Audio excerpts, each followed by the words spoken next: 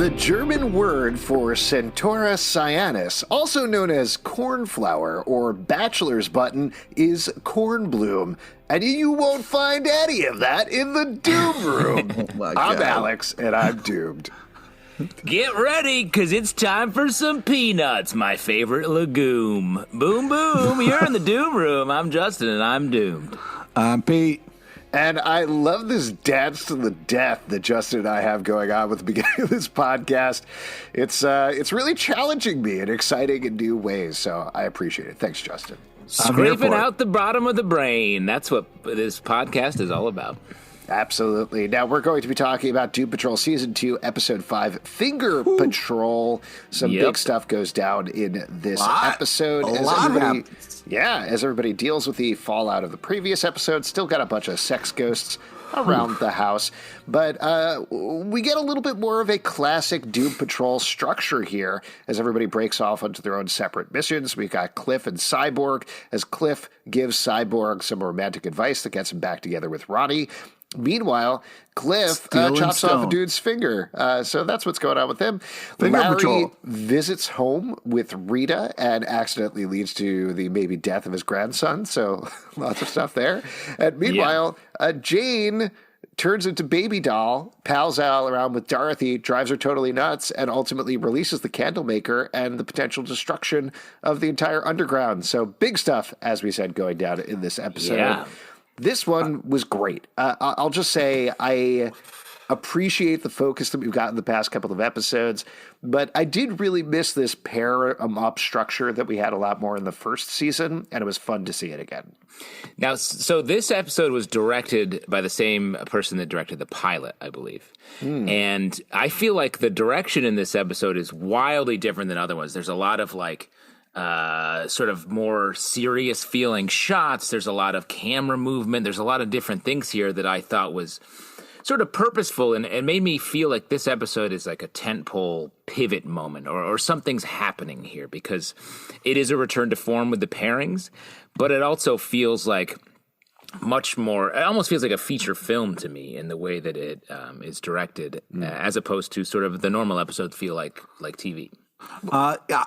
For me, this was just an kind of action-packed. There was so much stuff that happens in this episode, and a lot of it's goddamn heartbreaking. And also, for me, comes back to Niles being the worst, where it's like, hey, I have a ticking time bomb of a daughter as well as somebody who can't control who's at the wheel. I'll just go off and let them play together. Nothing horrible could happen with that. No need keeping an eye on that at all.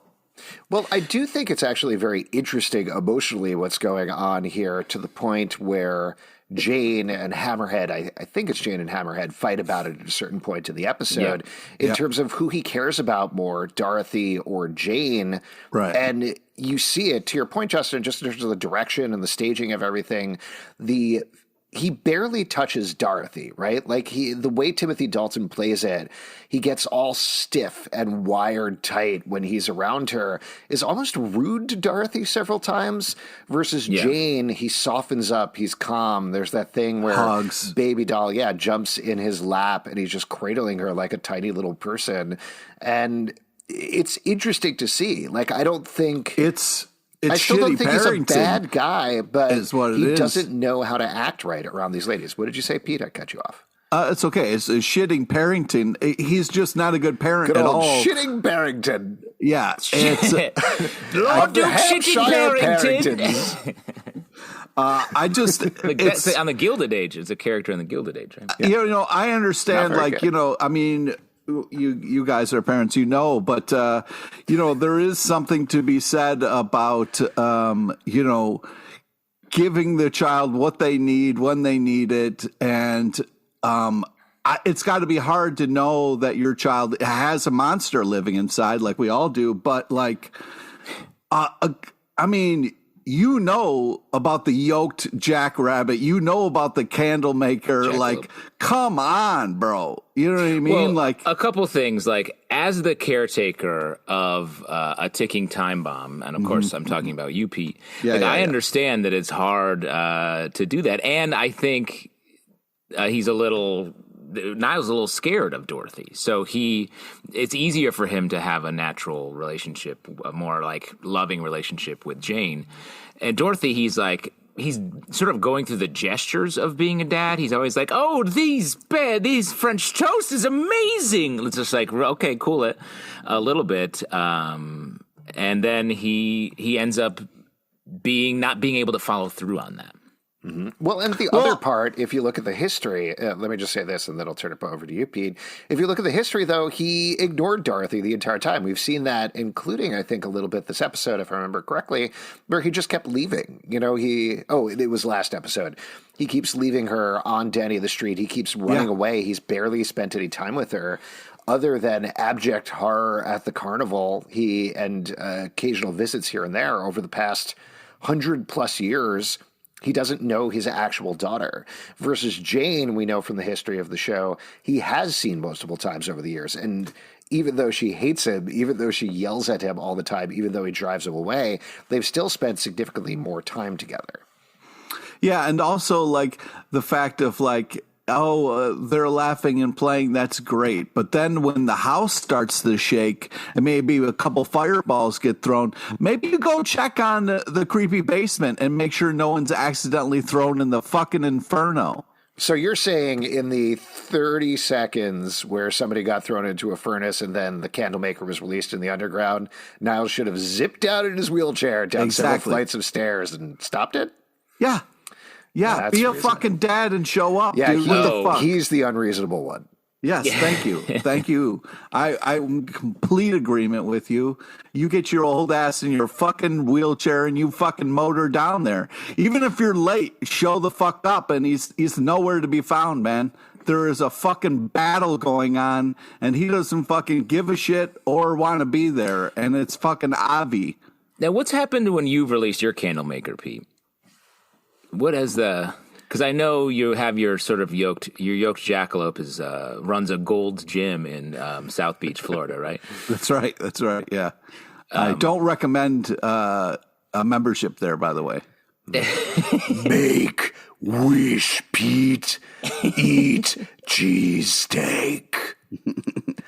Yeah, I think it's it's sometimes Niles acts like, holy shit, Dorothy, it can destroy the whole universe. I need to pay attention. And other times he acts like she's just a normal kid. And it's infuriating. Well, but I think he wants her to have a normal, quote unquote, normal childhood. Like that's why I think too late to some degree, but he can still give her these moments. That's why I think he introduces Baby Doll to Dorothy to be like, play, and they're playing, and it's going well until they just don't get along. There's personality conflict there. You know, when it starts to get quiet, things are going bad. You know what I mean? It's quiet, and then or reading is happening, someone's reading quietly. Children, yeah, exactly. I'll tell you quietly. I'll tell you what, you like to ask us what it's like being parents a lot of the time, which we should really get into at some point, Pete. But I know that if there are kids over with my kids and playing, if it goes quiet, you're like, oh, thank God. This is my time to go do literally anything else. Finally, I can think one thing for a minute. So that, that's when things are quiet. That's when things are I don't know. I just think that... Wow. What's it like when you can't hear your cat? Are you like, this fucker's in the chimney? Yeah. I get real worried very fast, and I go looking because I fucking care. Pizza actually says the same thing about Santa Claus. That fucker's in the chimney. Time to go get him. Yep. I'm not afraid. What's called a reverse gremlin story, right? Yeah, I don't know, man. I mean, whatever. Maybe it's hard being Niles or whatever, but I'm sick of his shit all the goddamn time. And, I'd like to see him do something better. And he's got a lot of balls in the air with the Doom Patrol, and everybody has needs and nobody's getting them met. And, it's literally blowing up in his face. So I don't know, what we're supposed to do. We're supposed to be like, oh, Niles tried one time. Well, let me throw something else at out at you, which I think is underlined pretty clearly by this episode. But Dorothy almost unequivocally loves Niles, believes he's the best, trusts in him, will do anything he say, and Niles pushes her away constantly. Versus Baby Doll / Jane is constantly pushing Niles away, and instead he goes closer and closer towards her and pursues her. Very similar to Cliff. So you're saying it's Dorothy's fault? You're saying if Dorothy would pick up on that and be less... No, I think this is happening with every character across the board, including Rita, who is going after her acting career very hard. They're always going after what they can't get versus being happy with what they have. Well, and I think also Niles is sort of the father figure for all of them, and has, had a big hand in their creation of what their current lives are like. You mean by big hand in their creation, like he masterminded their deaths and then... Well, not their deaths, but they're still alive. Their accidents. Their accidents. And I think he regrets that. And so now he's trying to be the parent that he became through his mistakes and be better at it. Well, he's trying, though, and I think that's the whole point. That's the point of this season, or these episodes we've been watching, is when you make a mistake, you can't shut down and just be mad. You have to try to make it better. That's literally been said almost word for word in these last few episodes. Right. So as a viewer, I'm like, well, I have to give this guy a chance because that's what the story is. That's the story that they're telling us. Yeah, I hear you, and in the last episode they made that super clear, but I think this episode is a perfect example of him not trying hard enough.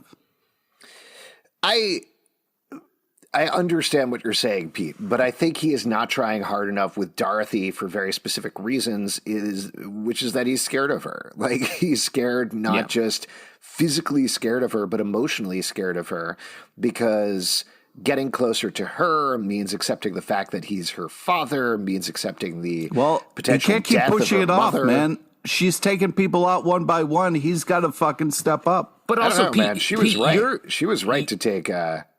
Baby Doll pushed it first. Baby Doll literally pushed her into a furnace. Yeah. Also, Baby Doll scratched, yoked Jackrabbit, which we found out a man. Jackalope. Jesus Christ, Pete. Get it right. Fast as fast can be. You'll never catch. I'm dead. That was heartbreaking, man. That's I love Dave that fucking... Coulier died, right? Yeah, famously. Wow. That feels too soon, even though it's not. Yes, I know. It does. It really does. I regretted it while I said it, but there's nothing to regret specifically. There's nothing specific about it, but it's a little... it's fucked up. And yet, it's still fucked up. You're right. Oh, my God. But let me say one last thing on Niles. Pete, you're also privy to all of the things that are happening in Doom Manor with all these characters. Niles is not. Niles doesn't know that the underground is literally falling apart. He's trying to figure it out. Well, he doesn't know that Dorothy's right on the edge and ready to attack Baby Doll over the course of this episode. He doesn't know all this stuff that you know. So he has to try to figure it out as an outsider. Try to do better is what he needs to try to do. Yeah, but he is trying. Just because he's not succeeding, this isn't the last episode of the season. Why don't you... You're watching this show. If you're saying that character's not trying, that character sucks. My only yoke jackalope is why I get up in the morning, and now he's gone. Yeah. So, what are you here for then? Exactly. If they're going to kill out the yoke jackalope, what am I here for? And it's one of those things where it's Cliff had this moment where he kind of was like, if you spend some time, you can understand these people, talk. Fucking don't sit there with Jane and go back to the ways of writing things down and recording things. That didn't work. Why do you think that's going to work again? Hey, Jane, let's talk about what's going on with you. Hey, let's talk about this fucking Kay, who we have no idea anything about why Kay is so fucking important. Also, hey, Dorothy, I'm appreciative for the fact that you think I'm great, but I'm a horrible person. I've got to do better with you. We got to figure out a way that this candle maker stops talking to you, and maybe you just hang out with the fucking spider and the morning light lady. What the fuck? The morning light lady? Yeah, she's got lights for eyes, light bright. Okay. Yeah. Well, Pete, if you want it to be better, maybe you just need to make a wish. Make wish, Pete. Pete. Stop it. Cheesesteak. So, well, why don't we turn to something that I think we can all agree on, which is that the Cliff Cyborg storyline was absolutely fantastic, absolutely delightful. Yeah. I love the twist there at the beginning of that with Cyborg having a dream about Ronnie that turns absolutely horrible and turns out to be weirdly prophetic as well, because she gets this arm cannon and then later on he finds out that she actually did get implants, some sort of cybernetic implants. Enhancements that were taken out by this organization called Quorum, which doesn't sound ominous at all. I feel like we're going to hear from those folks. Potentially. Now, at this point, also, wait, actually, I want to take a little side trip for a second because we haven't done this in a bit and we're halfway through the season. Justin, again, you haven't watched any of this. I've watched halfway through season 3. Pete, are we at the point where you haven't seen these episodes or have you? Okay, you have never seen these episodes before now. Yeah. I gave up on Niles a while ago in the first running of this. That's now it's starting to make a little bit of sense of your attitude. All right, so you guys don't know what's coming at this point. So I have a pet peeve for shitty leaders. It's a real thing. You know what I mean? Yeah. I have a pet Pete for this podcast. What do you think about the Cyborg-Ronnie relationship in this episode then? Because Cliff, first of all, very surprisingly, turns out to be right, being like, don't bring her a sandwich, which I would absolutely bring somebody a sandwich, first of all. I think Cliff's right in the fact that, like, the sandwich isn't... You know what I mean? The thing is to say that I'm sorry and I want to hear your side of the story. And please, I'm an asshole. I fucked up. Like, let's talk. That's the key. The quote is, go to the door and say, I'm stupid, I fucked up, and I'm sorry. And Cliff calls it verbal astroglide, which I thought was... very funny. Then it works. It works surprisingly. Just to get back to the sandwich for a second, though, because I wrote this down in my notes. After Pile of hoagies. Yeah, after Cliff threw the sandwich out the window, I was wondering, Pete, did you turn against Cliff at that point? Yeah, where did you stand? So we have this Tino's, which I think is, maybe taking the place of Geno's in the Philly cheesesteak world a little bit. And obviously Cliff's a robot, so sandwiches don't have the importance that they. Yeah. But and we saw in Vic's dream, there was just a pile of hoagies, and that was just unbelievable. It sounds like you already made your wish then. Yeah. But you haven't really answered my question whether Cliff throwing a sandwich out the window made you turn against Cliff or not. I can't turn against Cliff. Cliff is, he is my guy in the show. So, like, if I was a robot and couldn't eat sandwiches again, yes, I would have a real hate relationship with food. It's crazy to me that you can't identify with a father who is having trouble connecting with his child, but you can connect with a robot who doesn't like sandwiches. Yeah. See, this is the Doom Room. We're weird. There was a lot of sandwich. There was this episode was sort of sandwich pornography between the stack at the beginning, the sandwich stuff with Cliff and kitchen sink and Cyborg, and then of course we have a massive cold cut selection laid out by Jane and Niles. I'll tell you what, there were so many sandwiches here. You'd think it was a Stanley Kubrick movie, right, Justin? Right? What's that? That's you not started. You started it. Wow, you're mad enough about this, it has to go across 2 episodes? You went and remembered this? Wow. I remember barely anything. I don't know what my kids are named, but I did remember that. Oh, my God.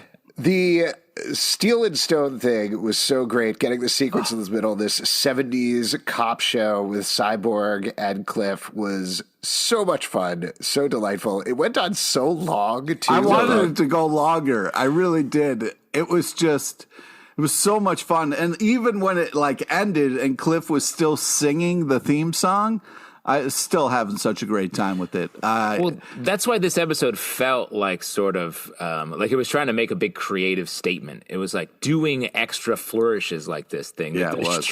It was fun. It was awesome, but it's not like we need this for the story. It was just like a fun thing to do. Hey, don't take that away from me. I needed this. All right. I know I needed the sandwich stuff because the other stuff was heartbreaking.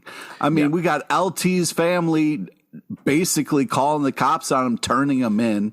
That was fucking heartbreaking. Before we jump over there real quick, like, and then you get like a fun cutaway, like after Cliff, now a crime fighter, cuts off the dude's finger, we get to cut away into the hot dog on the grill over in the LT story.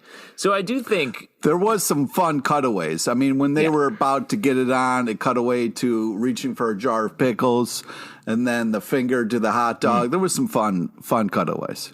What does reaching for a jar of pickles equate sexually? Just to you guys, is there a? Reaching for the what pickle. Looks like pickles. You're reaching for what looks a like pickle. a bunch of pickles stuck together. Wait, a bunch of pickles stuck together? Now, see, here's the thing. That's why I'm lost right now. Is you just said what looks like a bunch of pickles stuck together, and I ask you, sir, what does look like a bunch of pickles stuck together? Because if you're talking about your own penis, I got some more questions. Well, last episode, not to keep getting back to last episode, but we were talking about various aspects of an orgy. Control. And listen, there is a move, and you guys know this very well, called the pickle jar. Yep. Where you get them to all fit together. Like it's a party game. Let me say, don't tell you're just like, and you guys know this well, is what you just threw into that. Yeah. And you don't know if I know that. Shit. You don't know if I know that. Okay. And also, don't turn Justin's love of pickles against him like this. You know, yeah, exactly. That's his happy place. Don't make it sour. Every morning, I just get a handful of pickles and sort of stick them together and shove them in my mouth, and now that's going to be tainted. Yeah, it's going to be weird next morning. I did like Cliff's line of like, "Sorry to interrupt your night terror." That was really fun. Well, Cliff and I think is great. The Cliff Cyborg relationship in this episode is great. They do feel like friends, and sort of, I feel like that friendship even sort of surprises Cliff, and that's why he has the fantasy sequence. Mm-hmm. But they have a nice heart-to-heart early in the episode while Cyborg is spying on Ronnie. They talk about how Cliff's like losing his feeling, his sense memory as the longer he's in the robot body. Oh man! And he wants to go to Vic's dad about it. It was just really well done. I think the last few episodes had some great speeches in them, and I thought that was a good one. Well, on the note, I want to mention of going to Silas, because they do have this really good scene where they try to convince him. I feel like you had to like this, Pete, right? Because Cliff is like, "Screw you, Niles. You're not going to help me in the right way. You're going to build me a spider body." And instead he goes to Silas, and then Silas shuts him down saying, "No, I'm not going to be an accessory to murder. I'm not going to do this." It feels like there's probably another reason there, right? Well, the reason is Vic's dad's a fucking asshole is what it is. I mean, that was just like, he could have been a little bit nicer about it instead of just ripping into Cliff and his existence and how it's just abomination. I mean, that was really cold as fuck. Here, I'm gonna let you out on a little secret, Pete. There is nobody on this show who is not an asshole. It's assholes all the way down, which is another very fun orgy party game. I really don't want to get into. I'm trying to avoid this at all costs. But I'm going to disagree with you. I think Cliff is the one person who's not an asshole. He is an asshole for what he's done in his life, but I feel like at least he's trying. I feel like to not be an asshole, even though he did really fuck up with his daughter. It is funny to me that you think Cliff is trying and you think Niles is not trying hard enough, when to me they're both trying in sort of the same way. Like, Cliff is distracted. You think Cliff is trying when he's having a fantasy sequence in a car? That's a textbook definition of not trying, based on my years working at Burger King. He's doing a good job of not, like, fucking things up for Vic. You know what I mean? He's just sitting in the car. He could be like... So he's not ruining it. So that means he's trying. Gotcha. But, I mean, the whole thing about, like... Vic and Cliff getting the stickers on their backs, and then, a 70s crime fighting duo. Just, it's fun. We have these two robots, and it would be very easy to pit them against each other, one more high tech and one more old school. But I like the choice the show is making of not doing that and having ways for them to try to come together in interesting ways. And I mean, the Cliff monologues are heartbreaking about like his memories, and and he was a piece of shit in his earlier life, but I mean, he is still helping Vic, hopefully try to get a relationship going. Yeah. Well, but you asked this earlier, Alex, and we never quite got to it because of some sort of distraction. But I'm curious what the deal is with Ronnie. Learning about how that she had enhancements and maybe misses them makes me question her a little bit, and the way she has been sort of moving in and out of Cyborg's life. And I don't want to be suspicious necessarily, but because Cyborg is just easy to take advantage of, and it feels like if there's some sort of quorum want for Cyborg, or she personally wants to have sort of Cyborg-like enhancements, as we see in the dream, it could be trouble for him. Well, and I'll also throw out there on the same sort of theme we've been talking about, she keeps trying to push him away, right? Whether it's not showing up to the date or just driving in this episode on, I did Black Ops, really bad Black Ops. You're so bad you're not going to like it. You're a hero. Stay away from me. And that just keeps bringing him closer and closer and closer to her. And as we've seen with the other relationships, the closer you get to these people, the more dangerous you can be, which is a nice segue to talk about what's going on with Larry over with his family that, as mentioned earlier, leads to maybe his grandson getting shot and dying of a gun wound at the end there. Great job by Rita to, deflect that bullet off of the kid. Her powers are working. Yeah. But I mean, this storyline was just so upsetting throughout. Like, we finally see Larry. We've talked a lot about how, like last episode, Larry was sort of by himself, sort of removed from the group. In this episode, he's like putting himself out there. He's trying to finally make amends with his kids and successive generations. Where should we start? A hug. When we get these great callbacks later on, when he's looking at the stuff in his locker and he finds the rocket that he was sort of a jerk about to his kid.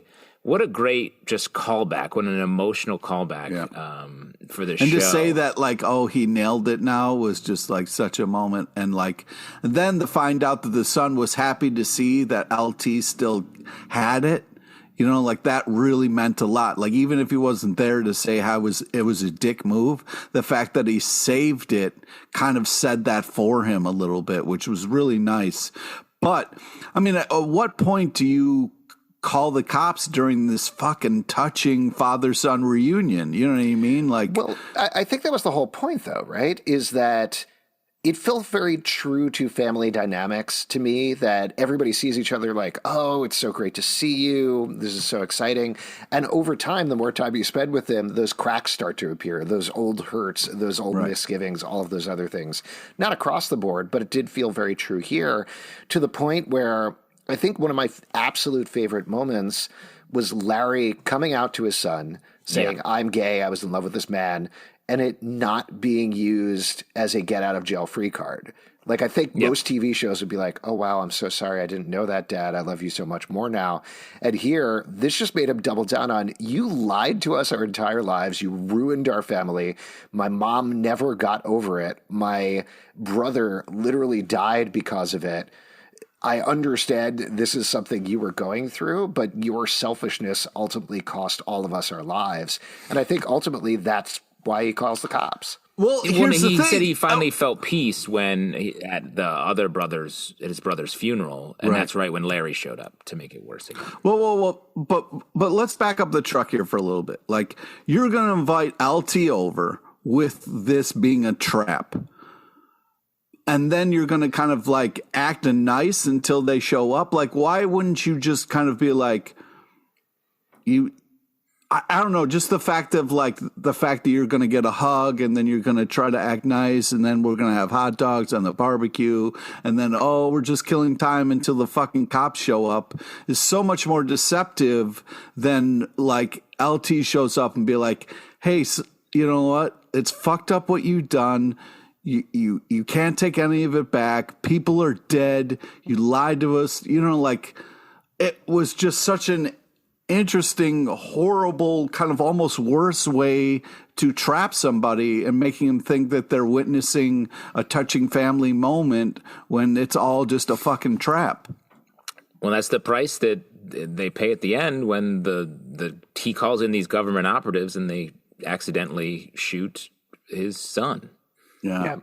And I don't want to keep bringing this up, but the hot dog trap is actually another fun orgy party game. Also, I was listening to what you were saying. If you have this thing of like, hey, I shouldn't bring this up, don't listen to that. I would rank it third. I don't care what your rankings Alex, are. Say orgy thing. Annoy Pete. Please stop. We've all got our candle makers. Alex is just a little more sexy, very in sort of some oiled up situations. Nothing real worse Groucho Marx situation going on in the back of my head. I love the way though the negative spirit comes out and flies them away, which is something that was really nice. I don't think we knew that it could do that, right? Yeah. But just another fucking example of LT digging himself into the hole and the negative spirit's got to save him. I like to call him the light being and not the negative thing because because the light being is really the only person that we can trust in this whole goddamn show. Wow. Really? I don't understand you, really. That's very interesting. We should talk about Rita before we start to wrap up here. Yeah. I think we touched on all of the other characters. I think we've all had really bad auditions in the middle of Home Depot before. You know what I mean? Mm-hmm. Most of mine are at Home Depot. Yes, for Home Depot. 5, 6, 7, 8. I really like this. We talked a little bit about the last episode, how Rita has really started to hit rock bottom here in a surprising way when she was cresting very much over the previous couple of episodes. And this continues it. Nothing against community theater or anything like that. Whoa, dude. What are you about to say right now? What the fuck? She was a famous starlet.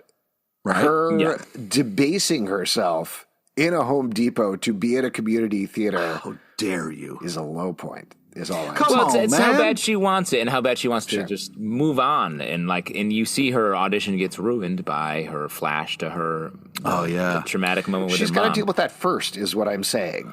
Also, she is trying to recapture some of the... Yes, go ahead. If we're making a list of things she needs to deal with, maybe when she wakes up the next morning, check in with Dorothy, hey, did I say something horrible to you just as I was falling asleep? Because I'm going through a lot of my own things, and I don't want to put that on you. You have nothing to do with that. Maybe a check-in to apologize there, and then kind of deal with that block that she finally got to kind of deal with in the last. And you do that every morning, right, Pete? I was just going to make the same joke. I was I appreciate every morning after we tape when you call me to do the same thing. It's Pete's version of, I'm stupid, I fucked up, I'm sorry. Just call us up. It's verbal astroglide. It's podcast lube, as I like to call it. See, now you're on board. Nope. Pete. Good orgy joke. No, Pete. don't. That was not an orgy joke, you asshole. I mean, yes, don't make everything creepy. We all agree. No.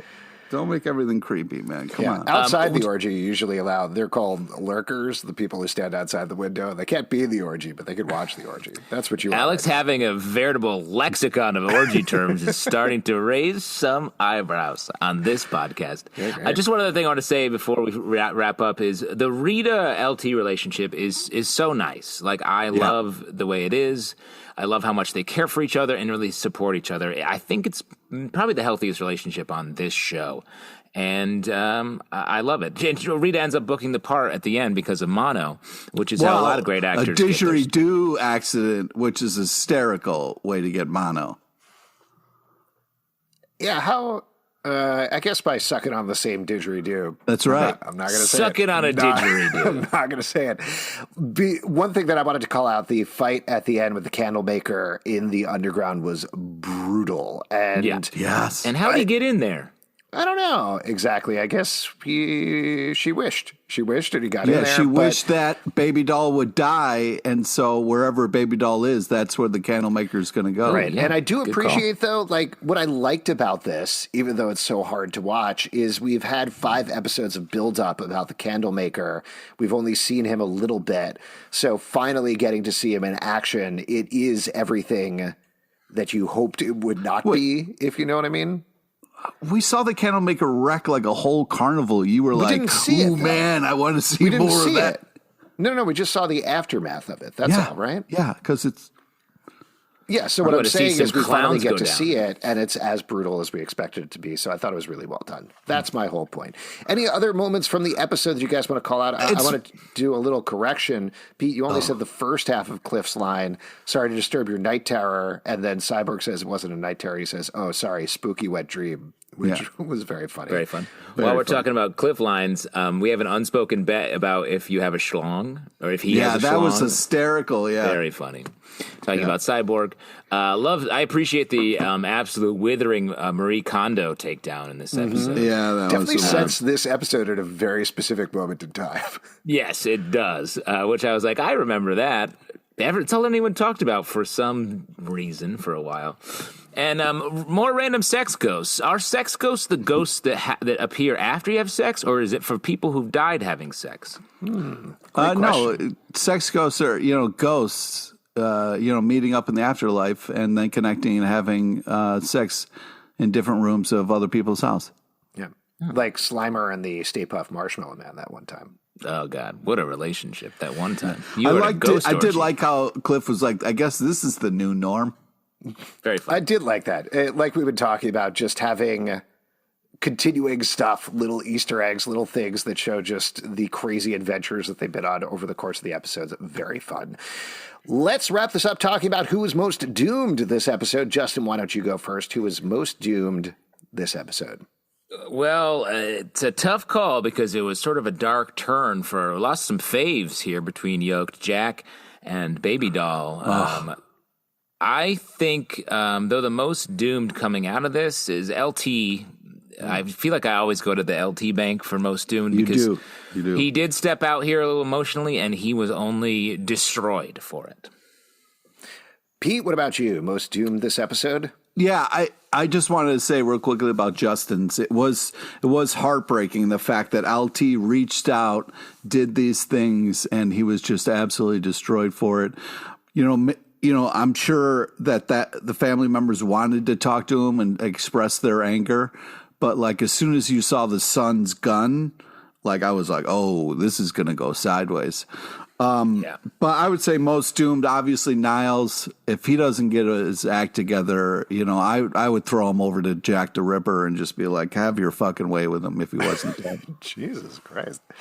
I'm going to say Jade, she's in a really bad way at the end of this episode. Not only is the candle maker there in the underground, but Baby Doll and I think a couple of others are dead and burned to a crisp at this point. I think it's going to just throw everything completely out of whack, and it was already headed that direction over the past couple of episodes anyway. And if you would like to support our podcast, patreon.com/comicbookclub. Also, we do a live show every Tuesday night at 7 p.m. to Crowdcast and YouTube. Come hang out. We would love to chat with you about Doom Patrol. iTunes, Android, Spotify, Stitcher, or the app of your choice to subscribe, listen, and follow the show at Comic Book Live on Twitter, comicbookclublive.com for this podcast and many more. And now, before we go, a piece of advice from Peter LePage. Parenting is hard. If you're going to be a parent, the important thing is that the child sees you trying, constantly trying. And this is Shittington Parrington, I believe. Yeah, exactly. Okay. Yep.